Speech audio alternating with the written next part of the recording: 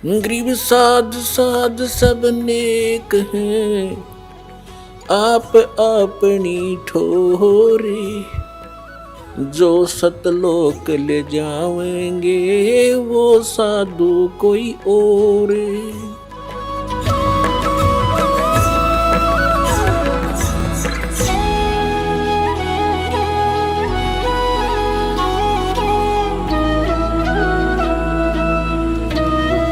अब ये कितना परिवर्तन हो रहा है दास खुद देख रहा है।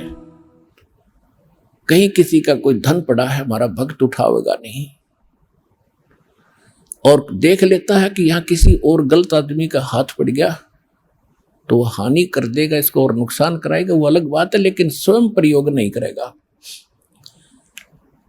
एक भक्त बता रहा था कि एक व्यक्ति के कोई जा रहा था, व्यापारी था, उसके 3 लाख रुपए गिर गए, एक थैला था, और मैं पीछे पीछे आ रहा था। मैंने वो थैला उठाया और देखा, किस्मत पैसे है भाई, उसको मैं वहीं लेकर खड़ा हो गया। कम 3-4 घंटे में वहीं खड़ा रहा आसपास, और वो आए फिर गाड़ी में, कभी रोके कभी देखे। मैंने उनके पास जाकर कहा भी क्या गुम हो गया? जी पैसे गिर गए मारे। कितने थे भाई? कितने थे?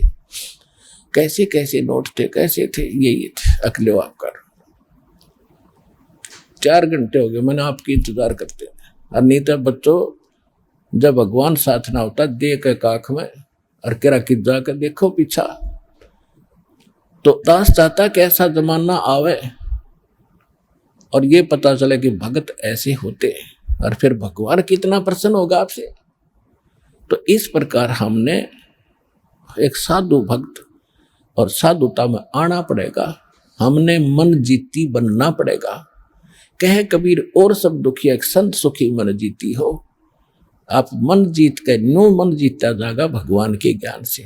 जैसे अज्ञानता में अनजान बालक विष पड़ा हो, चाहे कितना पड़ा हो, पूरा खा जाएगा, और जब उसको पता चल जाएगा विष का एक कण कण भी कहीं गिरा हो और ये पता हो कि ये विष है, उसको छुआ नहीं गा, उसको तो मिट्टी में दबाओगा, नीचे कोई और भी ना खा ले। जैसे किरका जहर का रंग होरी हो, कहो कौन तिस खावे राम रंग होरी हो। अब क्या बताना चाहते हो कि तुम होरी माने खुशी मना रहे हो और करो खाओ जहर सारा दिन, दूसरों की बुरी सोचो, बुरी नीत रखो, रिश्वत लेते हो, फलान मिलावट करते हो, और तुम होरी मनाने की भी इंतजार कर रहे हो, खुशी की आशा करते हो। ये ऐसे आपके घर में होरी यानी खुशी नहीं हो सकती। होरी कैसे होगी? जैसे किरका जहर का रंग होरी हो, किरका माने कण, और कहो कौन तिस खाव राम रंग होरी हो, कि जिसने वो पता लगा जहर है फिर कौन खाओगा। और फिर देखियो इस राम रंग परमात्मा की तरफ से आपको कितनी होरी यानी खुशी मिलेंगी।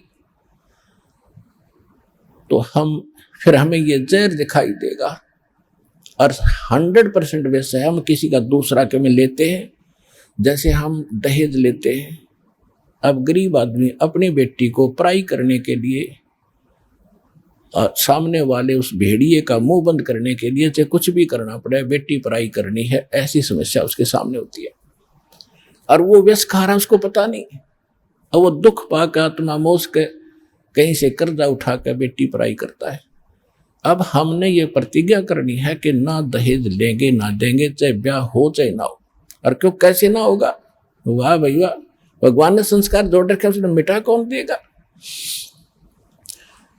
वो तो जबरदस्ती होगा, ना चाहते हुए भी होगा।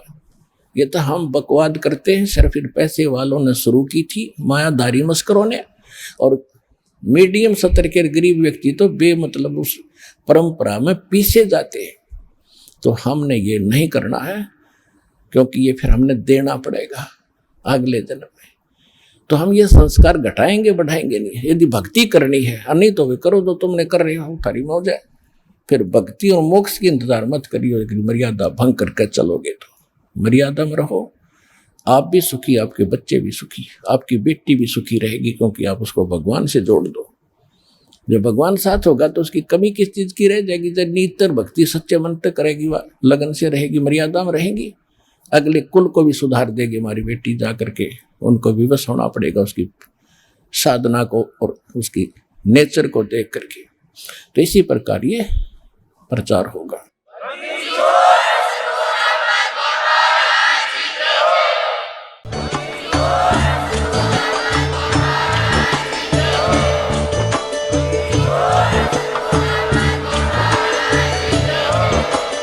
आप सुन रहे थे जगत गुरु तत्वदर्शी संत रामपाल जी महाराज जी के मंगल प्रवचन। अधिक जानकारी के लिए विजिट कीजिए हमारी वेबसाइट www.jagatgururampalji.org। संत रामपाल जी महाराज जी के शुभ आशीर्वाद से पूरे विश्व भर में 500 से भी ज्यादा नाम दीक्षा केंद्र हैं, जिन पर संत रामपाल जी महाराज जी द्वारा ऑनलाइन निशुल्क नाम दीक्षा दी जा रही है। अपने नजदीकी नाम दीक्षा केंद्र का पता करने के लिए संपर्क करें 8222880541।